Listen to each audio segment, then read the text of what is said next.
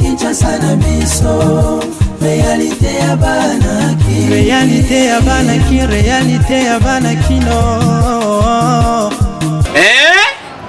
Buyukite bukuyoka kaka Kinshasa na biso kin eleki partout KNB Kinshasa na biso kin eleki partout Kinshasa eleki partout mikolo neza bino pardon Jima sala yolo karatakate ya on a bien yo Jima mukende umela KNB kin eleki partout rien à dire toi na terre envié parce que kin eleki partout et losako liboso ambongo mosanto azate Céline Don Kardasha isongolo bisous bye bana kin ke bana jako zape so kuta nango KNB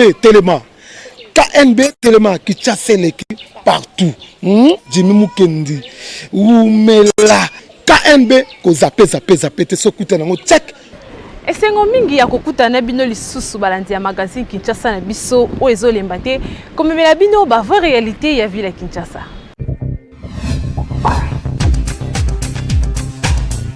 On doit mettre sur pied un état de droit. Au nom du Père. Et dans un état de droit, il y a une justice indépendante. Du Fils. Et du peuple. Ce n'est pas pour rien qu'on fait des constitutions. Nous l'avons promis. Pourquoi Mboké débat? Parce que ceux qui arrivent et qui sont censés prêcher par l'exemple, eux prêchent par le mauvais exemple. Nous l'avons défendu.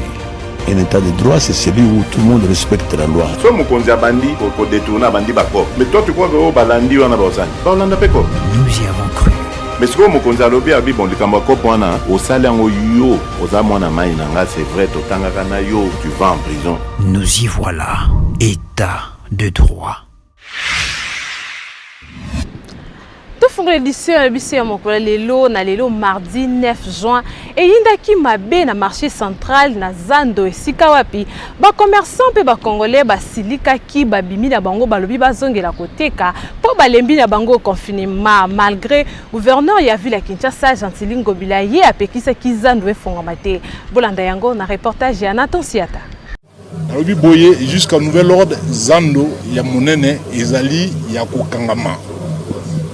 Bako sabinote baloba bilobela te batika biso tosala musala ya Kinshasa bopeto na kati ya Kinshasa oya boyi akino sala mboka na ye esika yaliki. Voilà gouverneur Zando ezali d'abord ya kokangama na tina ya confinement tokangi Zando mais yango na confinement na toko profiter et qu'on continue, qu'on continue, qu'on continue, tikino, to sala misala. Ceux qui sala misala te, Zandope et qu'on fumama te. Et bongi to sala misala, to bongisa o ya biso mboka. Ba ninga ba bongisa o ya bongo mboka. Bongo wa biso to zela banani ba ya bongisa biso. Na maloba oyo nde Zando ya monene ekangamaki pona réhabilitation na yango. Et puis na ba confinement oyo et salaki ke population depuis natongo ya lelo mardi désordre ezalaki makasi population a manifestaki kanda na ye pona ba barrière oyo etiama depuis mois d'avril eleki pe bayaki pona ba accéder na Zando po ba lembi ndaku pe sur ordre ya gouverneur ya ville ya Kinshasa Gentili Ngobila asengaki na ba policier ba panza batu wana nyonso nde désordre oyo nyonso ebandaki.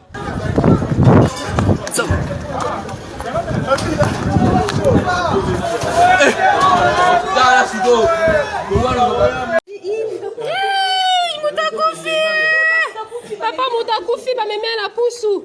Jésus. Au moins des Moutakufi va me mettre la poussou.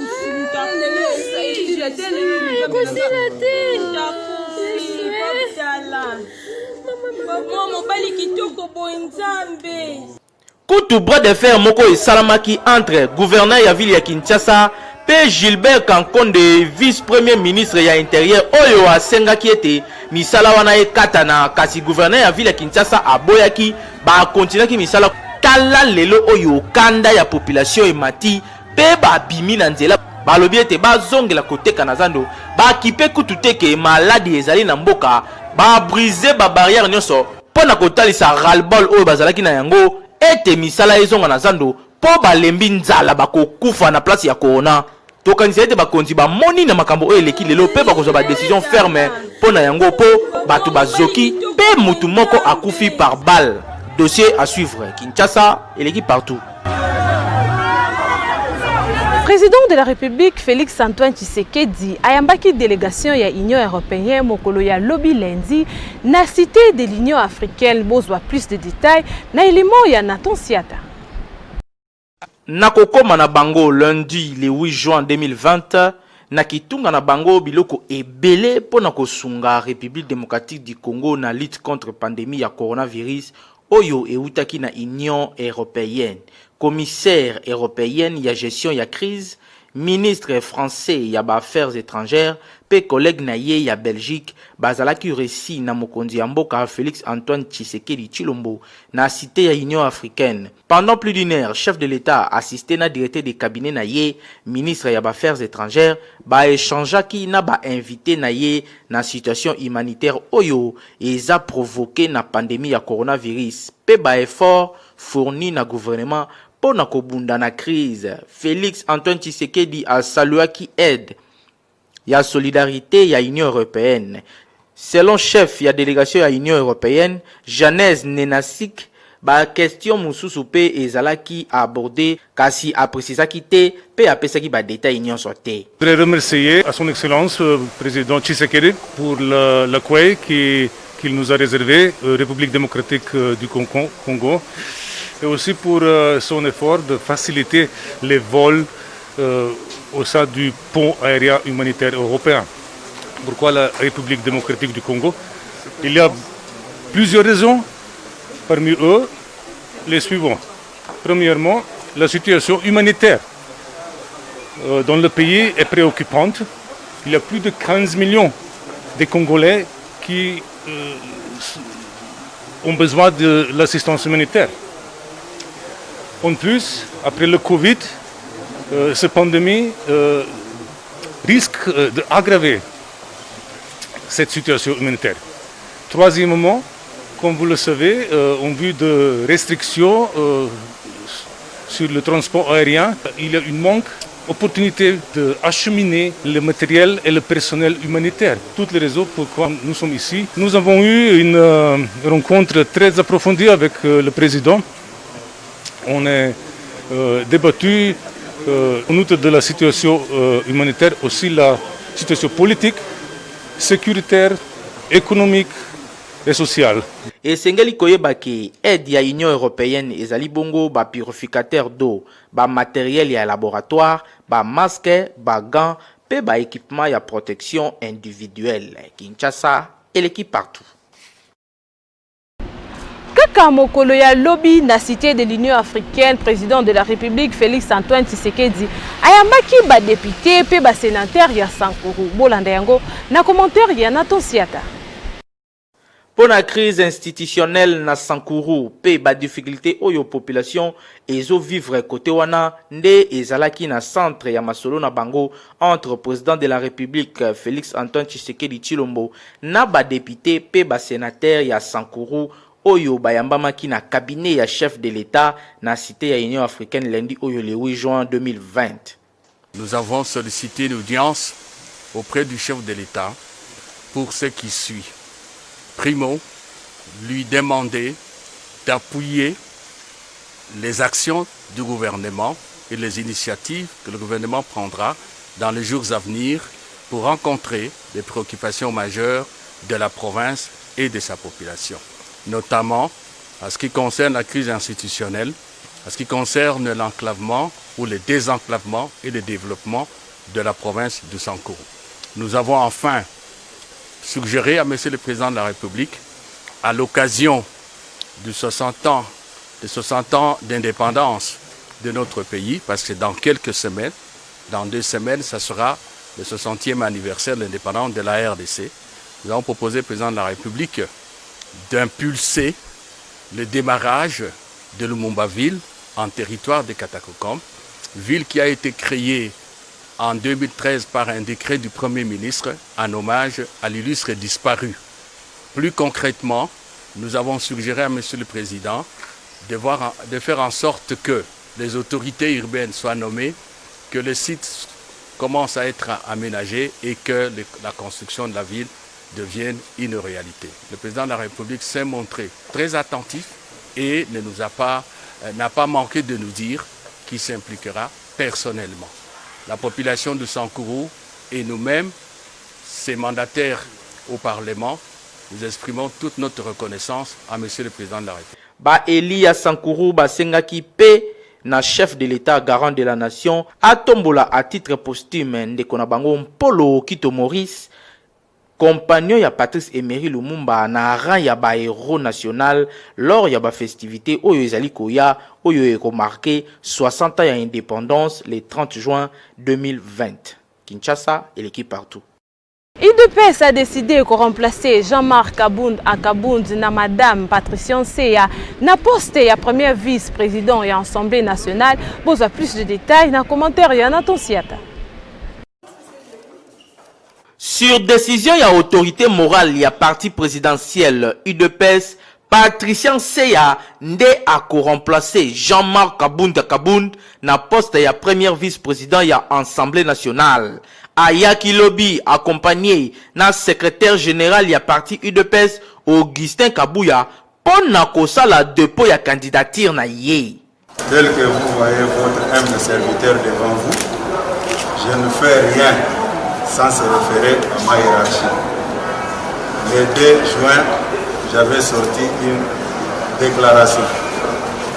Et je n'avais pas signé cette déclaration sous le quitus de mon épouse ou bien de mes enfants. C'était sur instruction de ma hiérarchie. Aujourd'hui encore, cette même hiérarchie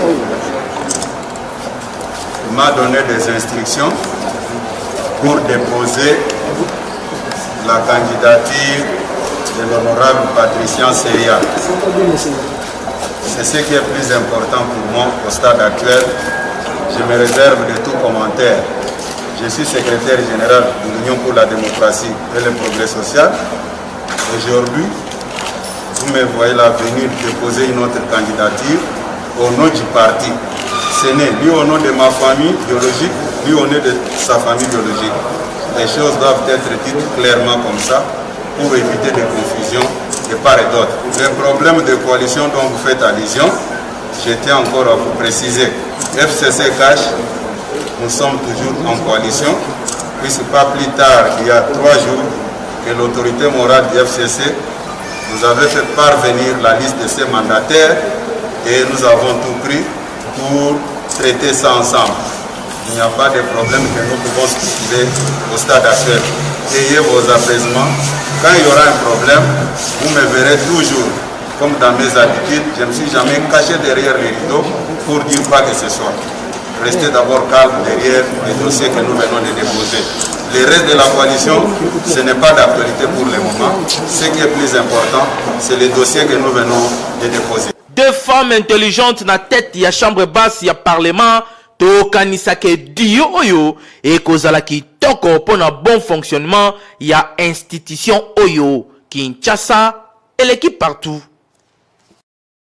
Bazi ya UDPS ya Bondo na commune ya Ngiringiri basepeli makasi na choix au chef de l'État asali ya ko remplacer Jean-Marc Kabound à Kabound na Madame Patricia Nseya boyo kabango ndenge ba réagir na micro ya Hervé Zaka. Après décision ya chef de l'État Félix Antoine Tshisekedi Tshilombo ya kosala choix toko pona Madame Patricia Nseya oyo azali candidate unique na UDPS pona ko remplacer Jean-Marc Kabound à Kabound na poste ya premier vice-président ya Assemblée nationale. Na yango ba combattant ya UDPS ya base Bondo na commune ya Ngiringiri bazangaki maloba te pona ko lobake choix oyo mokonzi ya mboka asali ezali choix moko utile. To sepeli kaka kendenge remplaçante na ye amonani oyo to senga na ye vraiment ke amema lit moko intègre na kati Assemblée nationale. Lit moko pen intègre azala manipuler te azala influencer te na ba corruption oyo lelo pays est engagé pour to lutter contre la corruption dans le pays. Choix au président Sali, il y a que Patricia Seya, Azala Lokola, candidate et vice-présidente de l'Assemblée nationale, Bissonio sur Bana IDPS. Tout ce pays, parce que tu ne peux jamais que tu poste en vide pour que Batmoussou soit le candidat à s'accaparer.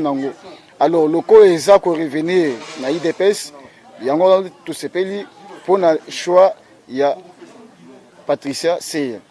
Il y a peut-être 5 ans, il a représenté parti. Il y a IDPS et Zamounen. IDPS et Zabatubele. IDPS était trop. A cédé dans la manipulation. Mais il y a la vision au père de la démocratie, le défunt Etienne Tshisekedi, où Azaki na vision que état de droit et côte. Tous en enseignement makasi.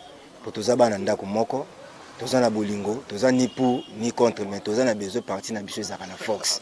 Le quoi tout le monde a déjà ba candidat bazala qui ne président yemoko, pe azana mutu o na motema na déjà mona ke foazal. Faut tout soutenir. Tout le politique ya bato abatute pour yango kabola parti. Tout ce ba remplacer yé place à zawana. Mato inae ezala libanda ayoka ba combattant. Makambo jamais makabande ko boya. Nde to yoka libanda ke ya ba corruption ya makama mabe azotsa bango kaka. Yi pas à vigilant ke ndeko lia bambongo kunate akende ko bebisa makanicité po tozana charge à pays. To bundi trop na liti yemo ko penga zawana mama ayebi. Anyoko mimingi na parti na temps eza libération Congo.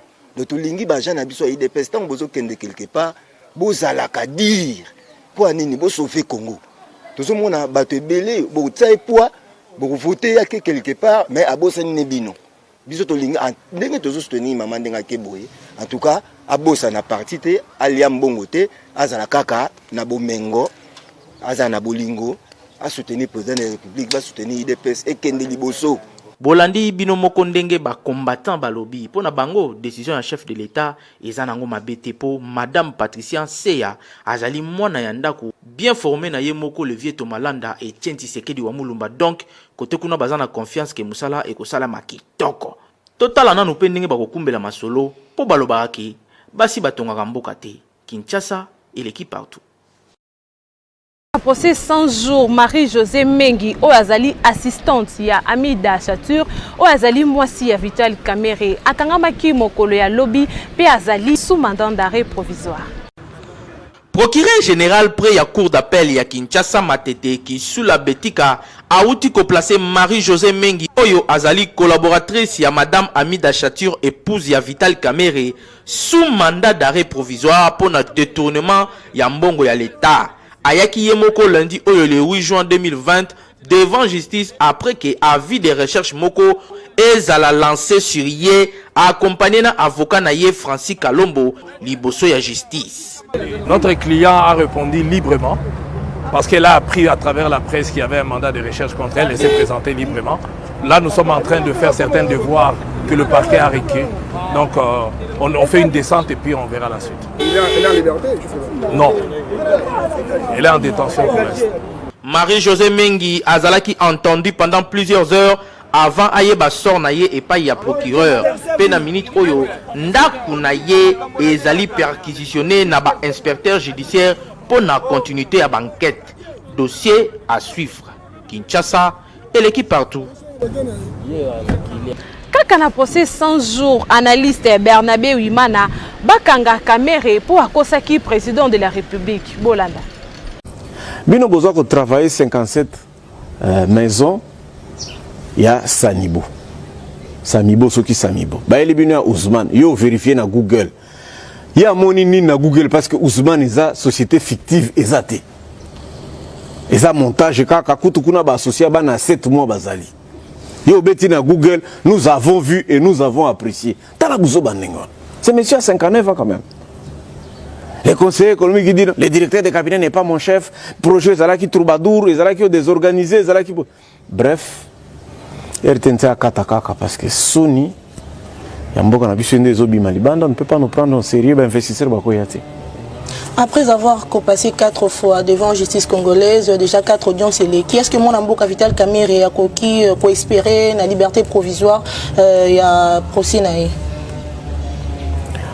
Soda moko asala kana kudole militaire ayisinga procès na bao benango malembe pamba. Bao benango malembe pamba. J'espère que le 11 juin bako samba kaka pe bako kangama. Et ça sera difficile. Parce que le spectacle azo sala wana azo ebate esika bazo memaye. Azo ebate esika bazo memaye. Et loko liboso et ko kangisa kamere c'est d'avoir induit le président en erreur. Il a trompé le président en lui amenant un projet qui n'était pas bancable et qui n'était pas bien ficelé. C'est lui le coordonnateur. Communiquer na ewana de paralyser pouvoir, c'est pas constitutionnel. Et là, on est. Tu ne peux pas dire au communiqué, les ministres, vous ne décaissez plus. Ça s'est fait où Mobutu faisait ça, il n'y avait pas de texte. Ça, c'était de la dictature.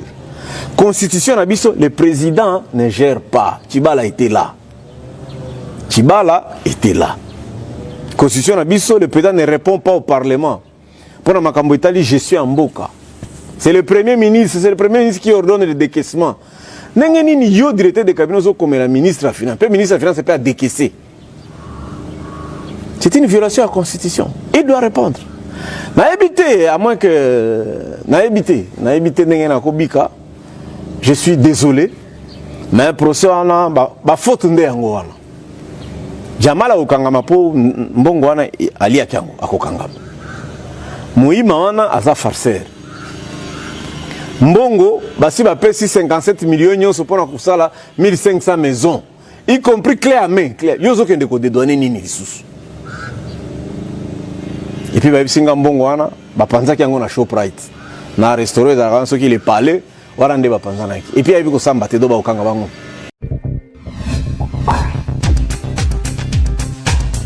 Coordonnateur ya magazine Kinshasa na biso Jimmy Mukendi azo continuer écotique espace gratuit na mutu nyoso o azana message ya sensibilisation pour na ko lutter contre coronavirus. Bandeko nanga ya Kinshasa, bandeko nanga ya République démocratique du Congo, boyebi que l'heure est grave, mboka na biso ezali na souci, tozali na problème o ekweli biso à travers le monde entier, likambo oyo ya coronavirus.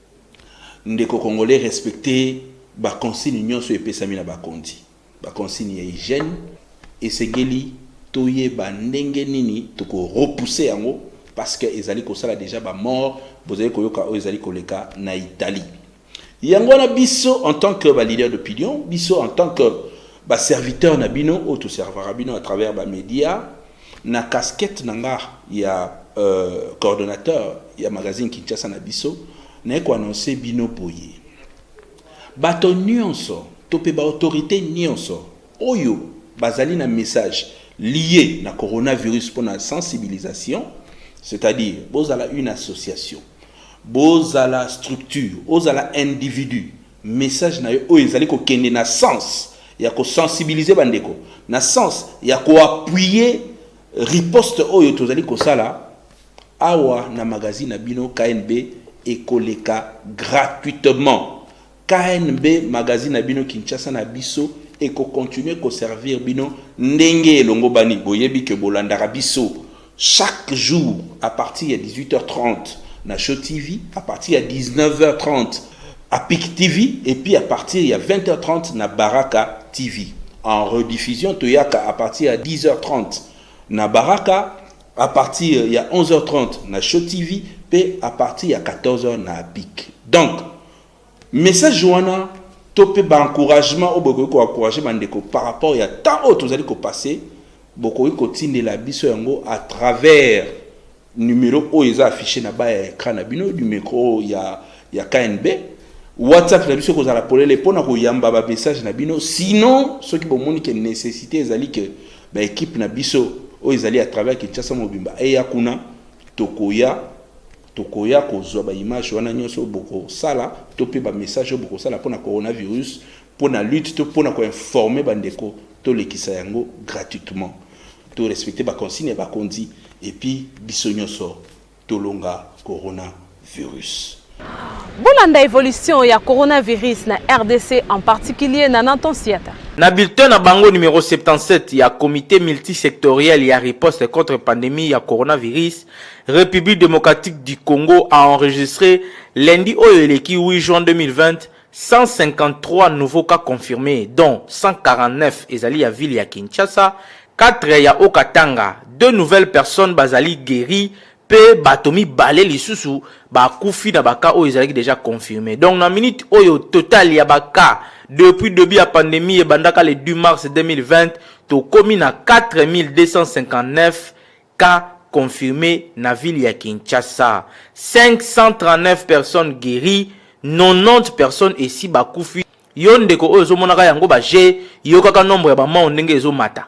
Selon bulletin et le bipé lisusu 2801 patients basali en bonne évolution, P 179 cas ezali na nous suspect, P ezali en cours d'investigation. To koma déjà dans 11 provinces oyo ezali touché depuis pandémie oyo banda. Kinshasa, capitale congolaise, oyo ezali kotikala comme épicentre ya virus oyo avec 3864 cas. Na Kinshasa esika wapi tozali na 10 zones de santé oyo pe ezali le plus touché tina mokolo lelo tozoloba. Ezali bongo limité avec 422 cas, Kokolo avec 374 cas, Gombe avec 334 cas, Binza Ozone 303 cas, Lemba 244 cas, Binza Météo 229 cas, Kasavubu 145 cas, Kintambo 106 cas, Lingwala 99 cas, Mongafula 180 cas. Na yango mwana ya mboka ozomona yo moko bakandenge ezali komata pe bato bazali kokufa, c'est-à-dire maladie esi ekota na mboka pe ezali sérieux. Mi batela baninga okomi batela ndenge nini na ko observer ba geste barrière o bakonzi ya mboka batiaki ba geste barrière yango ezali nini, éviter kopesa bato bambote na maboko, éviter kokwanyaka miso, kokwanyaka zolo, kokwanyaka monoko na yo, et puis sokolaka maboko na yo pamba na savon mingi na mokolo. Soki savon ezali te okoki kosala ata ba gel hydroalcoolique, éviter kobima soki likambo ya malonga ya kosala ezate, éviter ba entroupement ya plus de 20 personnes, éviter ba bisous, ba accolade na ba yambi. Yoka ndeko ya Congo soki pe obimi ko bosa na kashine na yote po kaka na ko respecter ba geste barrière oyo nde to ko limiter propagation ya pandémie oyo na mboka na biso bato bazokufa eza sérieux. Kinshasa et l'équipe partout.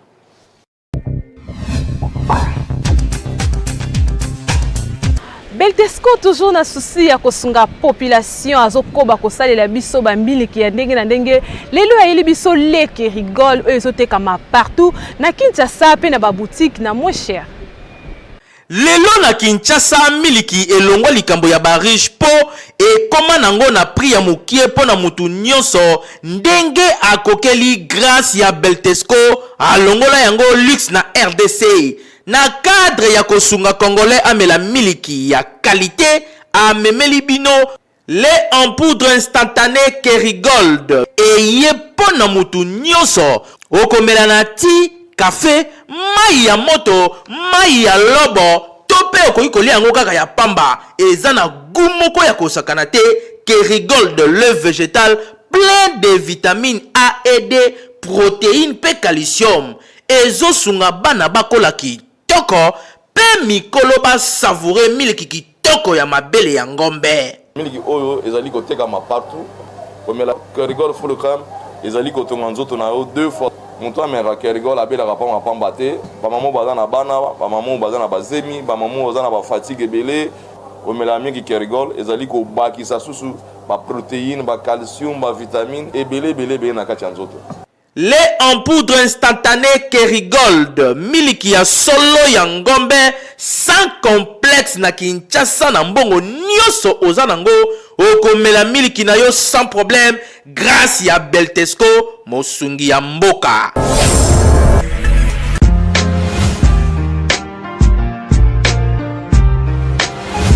Entreprises, institutions publiques et privées, ONG, partis politiques, commerçants, sachez que la communication constitue le socle de l'émergence de vos activités, produits, services et marques. La communication ne s'improvise pas, mais les méthodes et les stratégies de la communication s'apprennent. La Mouture ASBL organise la session de formation spécialisée en communication des organisations en 2 mois. Premier niveau, communication 360 degrés, les relations publiques et relations presse. Deuxième niveau, marketing marchand, marketing politique, conception publicitaire et gestion d'agence conseil en communication. Venez apprendre les méthodes pratiques de la gestion de votre organisation avec les formateurs hautement qualifiés et expérimentés.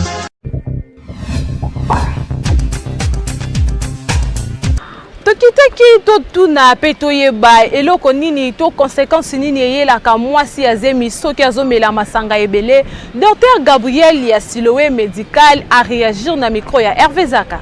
Tomonaka na Kinshasa bana basi ndenge bamelaka masanga, misusu kutu bakoma komela koleka ata na bana mibali.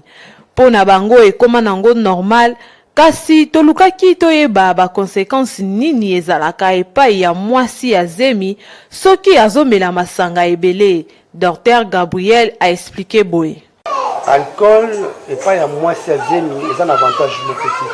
Ça ne rapporte absolument rien. Au contraire, ils ont baby sandé. Ils ont la moine dans les bombes, ils ont la yimokopé maman. Alors, des avantages, des inconvénients. Chez une femme enceinte, alcool, il y a les boissons 1. Et comme moi, nous avons les bombes, nous avons la haute, nous avons coco, la yamabe. Parce que zomi la biloko ya mabe o mama zomi là à partir cordon ombilical placenta ezo ke pas mwana akukula mabe na kata libumu yango to benga ngo mwana na kobotama na problème ya retard staturopondéral donc taille ya mukie kilo pe ya mukie ya mibale inconvénient ngo ezali ke zebi pe ko bima parce que l'alcool est toxique donc ko bebisa pe mwana na kata na libumu mwana abimi. C'est l'avortement. Il y a mis ça tout. Moi, on n'a pas connu qu'au bima, to bengi morné, à koufa na libunga. Pourquoi? Parce que l'alcool est bon. Il y a mis, moi, on a connu qu'au bima naï, à bimine pe malam. Mais, le problème hépatique, donc, on a problème na foi. Donc, on a pas à botamine, problème hépatique. Pourquoi ça retourne maman, au compagnie maman, ça y est qui moutimoro, il y a mis l'angua.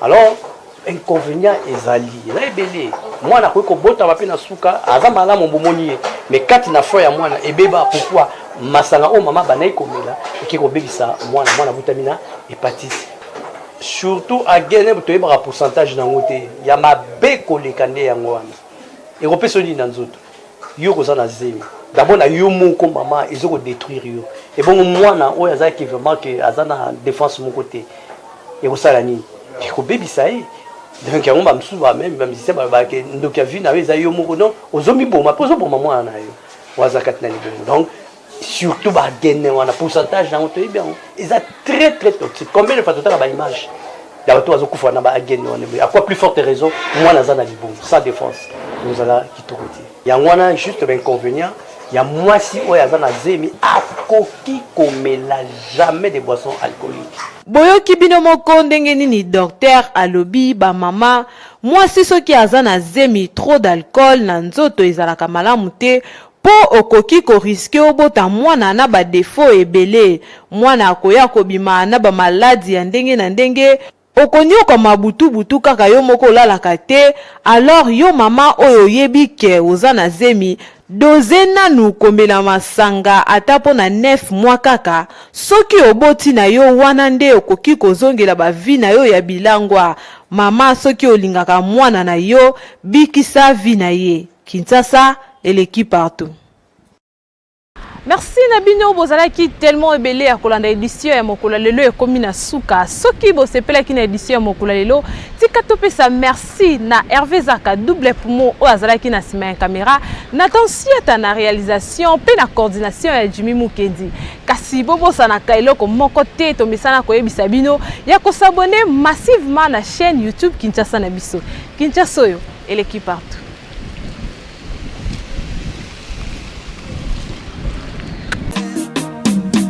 Magazine,